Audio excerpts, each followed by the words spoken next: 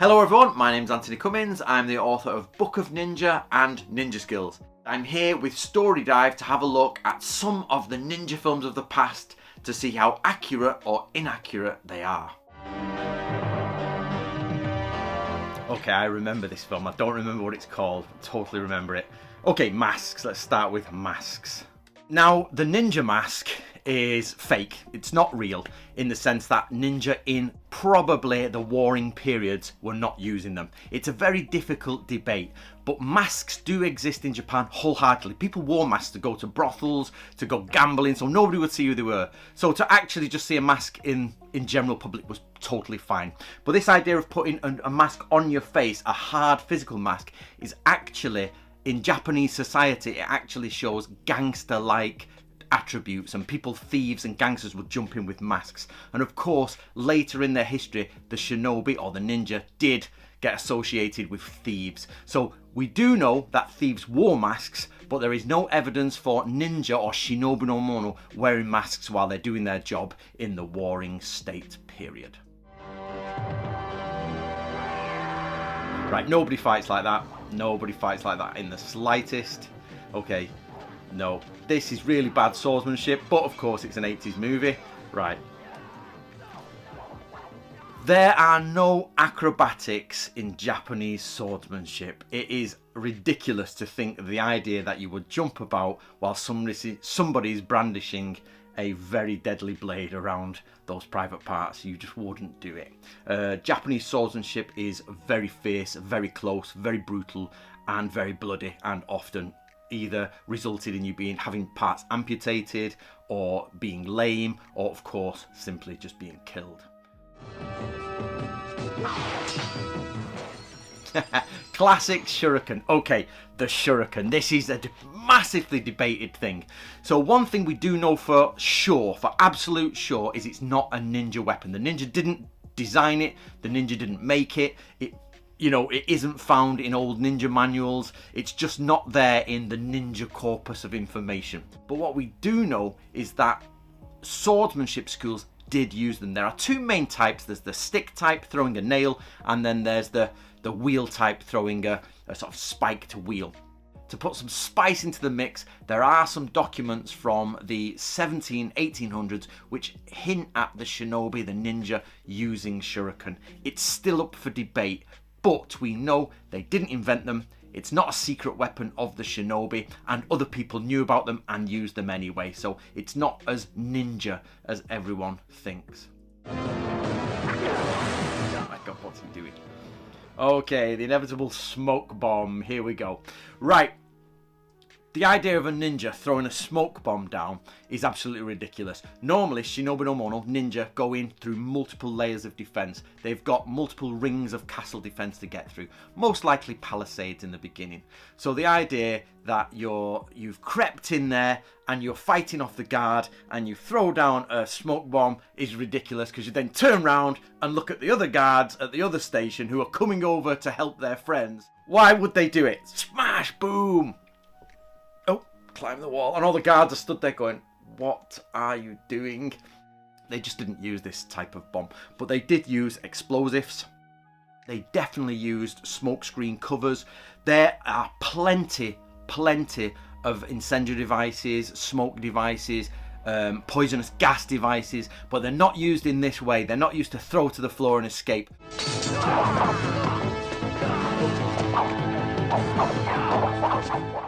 Right, the shinobi sword, the ninja sword, or the ninja toe.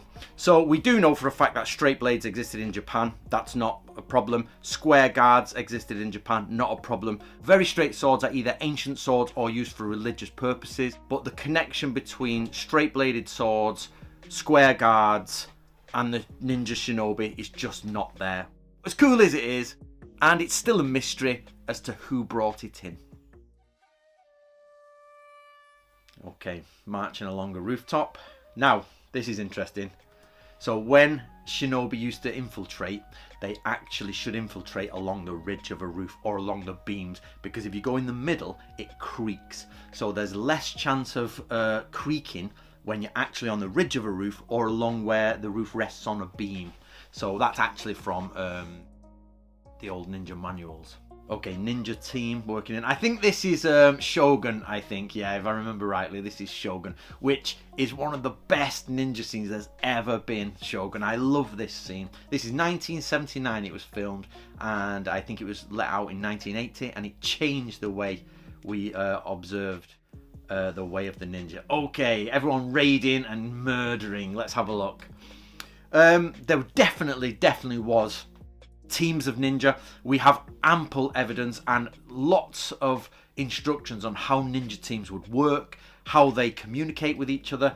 Now we have outside on a ninja team, you have a watchman, you have door guards, you have two internal performers. One is called the big dog and one is called the little dog. They are basically the big dog is the guy who goes in and creeps in next to people who are asleep, and the little dog is taking messages between them and making sure everybody's still asleep. They've usually got things like paper in their mouth to stop their breathing. They've got sandals that are padded so that you can't hear them. They're walking in certain ways not to make the floorboards creak, and they absolutely we have records saying that you should like literally close all the doors and murder everyone inside. So this is quite historical, but they're missing some of the key factors.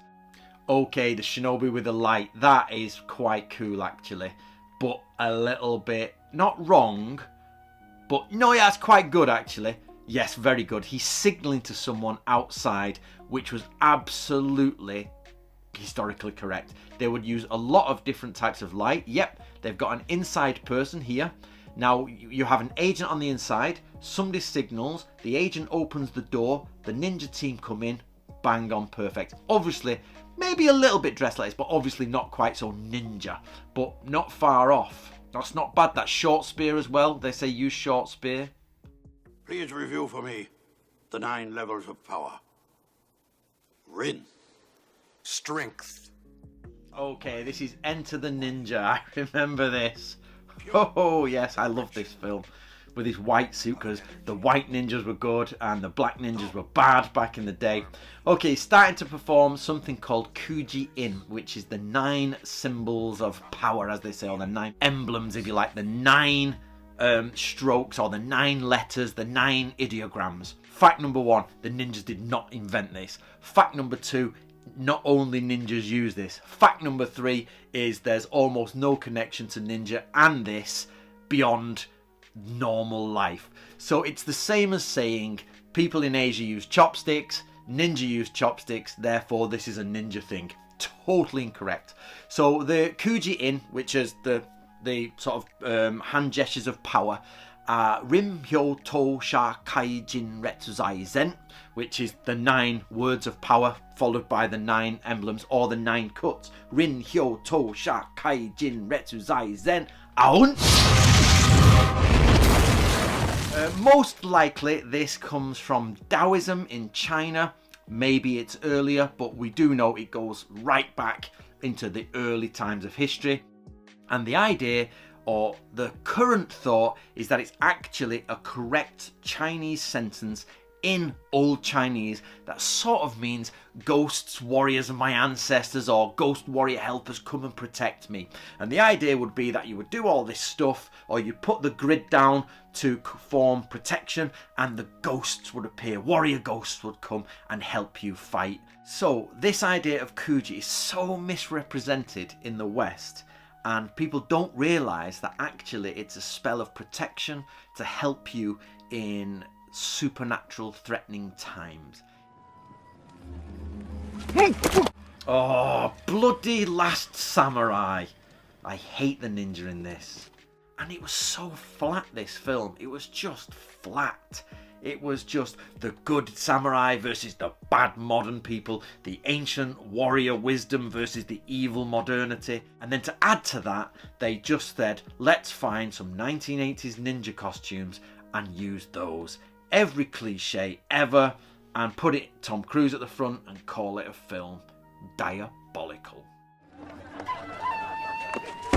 So they're doing the plays, which is quite good actually. So The samurai here are actually doing theatre, and that's quite known, and lords got up themselves and did theatre. One lord is known to have done the comedy shrimp dance, whatever the comedy shrimp dance is, to entertain people around, or even to confuse the enemy. And we know that the samurai were doing this. There's a lot of background contextual information about this, is who's allowed to which theatre and which theatre is correct, but we do know the different classes in Japan, the 4 classes, were going to different styles of theatre, and that villages did have theatres and travelling theatre performers there, so I quite like that. Right, I don't know if what I say now is going to be correct, but as far as I'm concerned, the crossbow had left Japan by this point, I think. Now, basically, or originally, Chinese things came to Japan. This included something called the Oyumi, which was the giant crossbow, almost like a ballista type thing. And that the mechanism for crossbows, I think those weapons were in Japan at the time, but I don't think by the time of the 1800s that the crossbow was still active in Japan. But I might be wrong. So the idea of them using the crossbow in this, to me, seems a little strange. Okay, wearing the ninja sword on the back. Let's talk about that. Again, they're using straight ninja swords, which are, you know, a modern invention, if you like, or there's no real connection between the ninja and those swords. They're using shorter bladed swords, which again, there's no real connection between historical documentation and the idea of ninjas use shorter swords. It's just, we just don't have that. In fact, the ninja manuals tell us outright to use tachi, long swords, or katana, without a doubt. Now, we do have documentation of how a ninja wore their sword, and they wore it at their side like normal samurai, because they were part of the samurai culture, but they tied it in a way that when they ran, it didn't slip out. It was secured so that when they're running through the wilderness, they can keep it there. But when they come to something like climbing in a difficult place, they can then put the swords on their back for climbing. And because these ninja had just climbed up a roof, it's plausible that their swords should be on their back. They're just not dressed correctly, nor are they using the correct swords. これより両者と技の披露を開始する。卍谷より始め。 Okay, I know this film, but I don't remember the name. And I know they have to compete next to each other. So we have Yagyu Munenori, one of the most famous swordsmen in Japan, next to Hattori Hanzo. Now, let's talk about Hattori Hanzo. Hattori Hanzo is a general from the late 16th century who was known as Devil Hanzo or Oni Hanzo. Now, Hattori Hanzo is quite an elusive figure because there's so much been written about him, but there's not much in actual history that we know about. So he ends up in Kill Bill. You know, we've all seen the Hattori Hanzo from Kill Bill, the sword maker. He wasn't a sword maker in real life. I don't know why Quentin Tarantino made him into a sword maker, because clearly he's famous for being a ninja. Shut up! But basically, in Japan, research at the minute is saying that Hattori Hanzo was too high level, he was too high ranking to be a ninja, to be a shinobi, because shinobi were sort of lower ranking soldiers. And that, for this reason, manuals written by him, such as the Shinobi Hiden, which we published as The Secret Traditions of the Shinobi, basically were not written by him because he was too high level and he couldn't have been a shinobi. But this is probably not true. We don't know if the Shinobi Hiden manual was written by him. It's just unknown, but it does say Hattori Hanzo. Hattori Hanzo probably started low level, which means he could have absolutely been a ninja, no problem. But he made friends with Tokugawa Ieyasu, and he went up the ranks, and in the end was really powerful and one of his generals, and was on a high income. So there's no real reason that we can't believe that Hattori Hanzo was a ninja, but we must remember that he actually was not hired as a ninja by the clan, he was hired as a military tactician. Different people from Iga and Koka, I think, are competing. It's ridiculous. Oh, see the guy there with the patch over his eye? That's probably Yagyu Jubei. Now, Yagyu Jubei is always connected to the ninja, and for no real reason. So, number one, everybody talks about the Yagyu clan, who were the sword masters to the Tokugawa clan, as being connected to ninja and having a spy network. I'm not saying they didn't, maybe they did, but I have never heard of any documentation yet that proves this point. It seems to be a 20th century invention. Everybody talks about the Yagyu secret police service, but every time I try to dig through that to get to which medieval documentation says this, it's difficult to find, or I haven't found it yet. Doesn't mean it's not there, just I haven't found it yet. In truth, if you actually think about it, Tokugawa Ieyasu, if he wanted a spy network, would talk to the Iga Mono, the people of Iga, who were led by none other than Hattori Hanzo. So why on earth everybody says Yagyu is the head of secret police when clearly the Hattori family should be the head of the secret police? I don't know. So this idea of Yagyu Jubei being a ninja, not having it.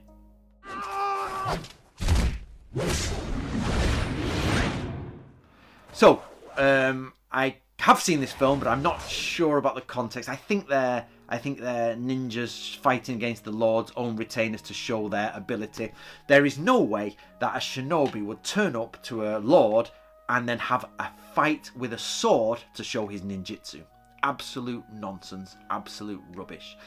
Ninjutsu, or correctly Shinobi no Jutsu, is actually the art of espionage, counterintelligence, surveillance, explosives, breaking and entering, covert operations, all that type of thing.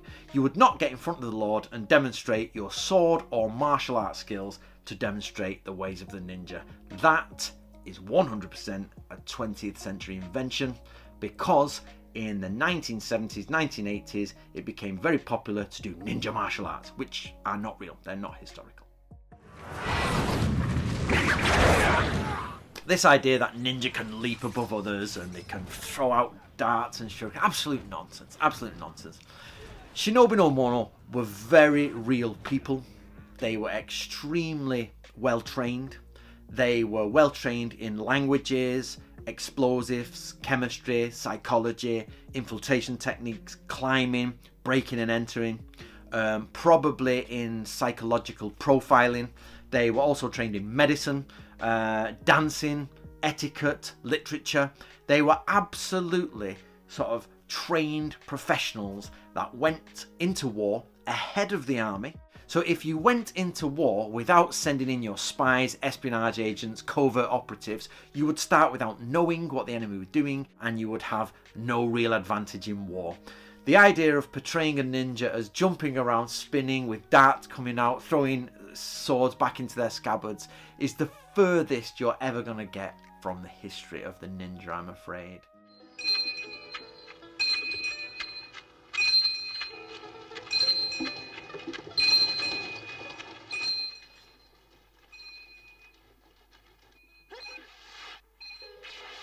Now, interestingly, I'll stop that there. Interestingly, ninja manuals talk about how you should project your chi when you walk. So this is actually interesting, because the women there are clearly afraid. They're gonna do something bad, and we know from shinobi manuals that you have to project almost the essence of death and hatred and killing to get rid of animals and get rid of dogs. You project I'm going to murder you, I'm going to kill you. It's like this evil intent that hopefully animals will pick up on. That's because you don't want dogs to come barking at you, you don't want dogs to start biting you. But the other way you do it for a ninja is that when you're doing something in disguise like these, you have to pretend to be weak. So Shinobi no Mono ninja are actually, in the main, samurai or military men. They're people who've been brought up since children in a sort of child soldier-like way, the same as we have child soldiers in Africa, murdering people, being told that they're absolutely in control, they can almost do what they want if you like, not without repercussions, but they've got a lot of power. So you get these young lads who are full of bravado, and then they're told they have to go on shinobi missions, and they have to try and hide that bravado. And the next thing you know, like these girls are walking down, they've got to hide that energy, that chi giving out that they're going to kill. So they're like, I've got to give out the energy of sort of softness, weakness, and then make the kill. And that's what these women clearly are showing. Their chi energy, if you like, is showing to the gentleman here, Lone Wolf, that they're going to do something wrong. So the idea of how you approach a ninja mission absolutely is shown in this clip, that they are doing it wrong. They're absolutely doing it wrong, and he knows. Okay, I think I know this film. Right, the snorkel. So this is another point that's debated in the ninja world, is do these snorkels work? Some people say no, they didn't. Some people say they did. I'm an absolute supporter of that. The shinobi, the ninja, use snorkels. Basically, because modern people, we also use snorkels. We know how snorkels work. But the argument against this is the fact that they think that snorkels were too long when they described them, but they've made a mistake, they being other researchers. Now, the idea of a snorkel appears mainly in two areas, in other places, but two areas. The Shoninki, which is from Natori Ryu, and Mizukugami, or around the Mizukugami, from Mubyoshi Ryu, which is a man called Hagiwara Juzo. Now, they both talk about using snorkels, but they talk about using them in two specific ways. One of them is you want to get across a moat. Now, the idea here, this is from Natori Ryu, you use a short scabbard with a hole in the end, usually a wakizashi, which is a short sword, and you go into the moat, or you would use a short pipe.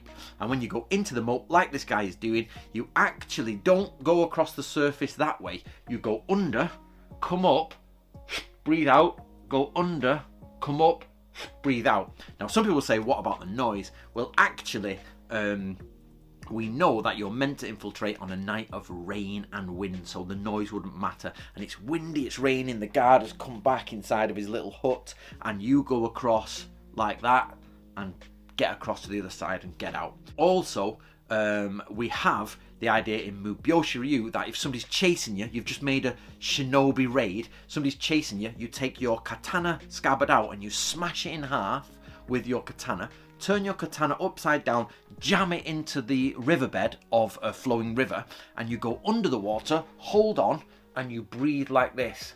Now, it does say you should use some type of breathing exercise, or there's a specific way to breathe through it. But in all accounts, we have this shorter snorkel length snorkel, which to me just screams historical reality. Absolutely. Okay, let's see what this guy does. Obviously, he's going to climb the wall. Now, however, though, what we should know here, he's climbing up out of the water, is that those type of stone bases in Japan have existed for quite a long time. But actually, when the ninja were working, they normally were working in the 13 to the late 1500s, which means castles were different. So here we see, we've got a castle with the sloping stone foundation to the white tower. Now, they were invented much later, much later in the scope of Japanese history. So most shinobi stuff would have been done through wooden palisades. But all these type of films, they always inject late Sengoku period to early Edo period castles, when the shinobi probably would be petering off from this sort of stuff. And in fact, the ninja manuals themselves say, you know, how can we actually penetrate the new modern castles of today, meaning the early 1600s, because they're colossal now, and they talk about how to do that and how it was different in the old days. So a lot of these films mix up the castle and the era the castle should be in. So just for a bit of history knowledge there. Oh, the famous thread. The famous thread. This is used in James Bond, You Only Live Twice, and I'm not sure where it actually comes from. I think it's from an old story, but I don't think this is a historical reality. I must admit, I don't know the answer to that, but it has been around, this idea of putting poison down a thread, for a while in Japan, but I don't think it is historical. Okay, my number one film is Sakura Killers. I've watched it 1,000 times. This scene is the introduction scene from it. There's a secret laboratory where they've got like their curing world hunger or something, and they've sent the ninja to get it. This is the most ridiculous bit where he climbs up. There we go. Ooh, that's just ridiculous. Those claws, by the way, I've yet to find in a ninja manual. I can't find them anywhere. Claws do exist, as in like claws like this, but they exist in India, they exist in different places. Some people have put forward the idea that they used to be carrying like straw or bales of straw, or to pick up agricultural things like agricultural tools, but I have only seen one reference to claws, and that's in the Ban Senshukai, or the Book of Ninja Manual, where it says use tiger claws, which in my opinion are probably the claws on the inside that they used in India to scratch or hurt people, but it doesn't give us any information about it. I wish those claws were real. I really like the idea of the claws, but I'm yet to find them.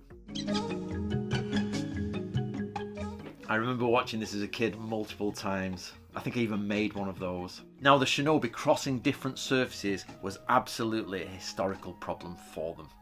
They 100% had to worry about what was under their feet and how to get across, from like ice all the way to squeaking floorboards. Now, there's the famous floorboards where they're called the Nightingale floorboards, and they've got metal under metal beneath them so that they squeak when somebody walks on them. Some people have said these are to deter ninja and intruders, but I've also heard another theory that they're there to stop people sleeping with each other at night, because people used to be walking up and down the corridors and I think interfering with each other, so they were put there so the sort of master of house could tell who was walking where. I've yet to find the answer to that. But as for Sakura Killers, one of the best ninja films ever, and there's many more scenes from that film that I wish we'd have done. Superb. Right everyone, that's the end of the video. I just want to say thank you to Story Dive, and I hope you've enjoyed that, because I enjoyed doing it. And let us know in the comments below what are your favourite ninja films, or any ninja films you think we should have a look at. And of course, subscribe to Story Dive and keep up with their videos. Thank you very much.